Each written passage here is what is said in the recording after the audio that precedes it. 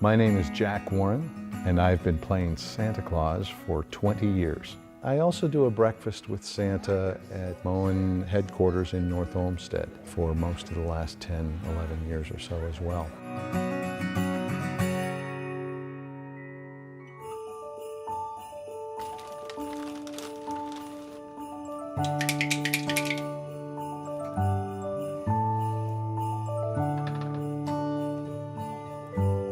I don't know that I try to emulate anybody. I let the spirit of Christmas fill me up. I started growing my beard out for Kris Kringle the first year I worked at the Inventionasium, and then I'll start growing it probably about mid-July. If they want to find out if Santa is real, I ask them to just tug on the beard. Go ahead, you can tug on the beard. And we're off. I lower my voice, I gravel a little bit, I am very welcoming, I shake hands, I hug a lot of folks. Hello, hello. Look who's here. Nice to see you again.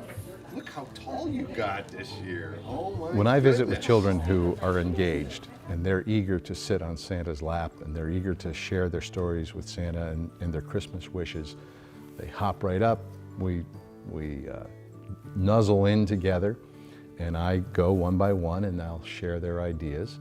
I do it with humor. I do it with understanding. A lot of times they're asking for the electronics, and I kind of push them away from the electronics and steer more toward the creative things. You should start asking for books for Christmas. Expand your horizons, okay? Sometimes that can be such a burden on a family's Christmas budget. I often will tell them, if it needs to be plugged in or if it requires batteries, let's leave that off the list this year. Children who have trouble approaching Santa Claus, I kind of greet the mom and dad with a warm handshake. I will ask the children what they think mommy would like for Christmas. Does she like shoes? Does she like jewelry? Does she like clothes, pajamas? And invariably the kids are nodding their heads, and I'll start to rub their back and we'll warm up for a second, and very gradually I'll get them to sit right next to me and we'll snap a picture and we'll continue our visit.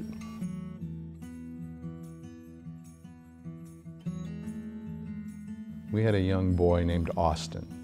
He was about 10 years old and was wheelchair bound. And as he rolled into the office, he was so excited to see Santa Claus. And I said, Austin, you're going to come sit with me in my lap. So we got him out of the chair and we nestled him into my lap. And he was kind of scrunched down and he looked up at me and he said, Santa, I would sit up straighter if I could.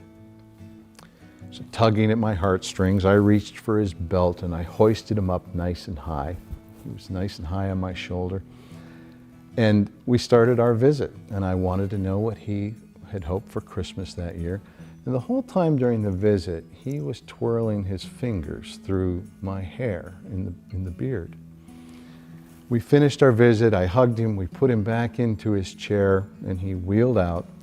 And I was told by the staff later that they heard him, when he left, say, I have scientific proof that that is the real Santa Claus. And that's a very special memory for me.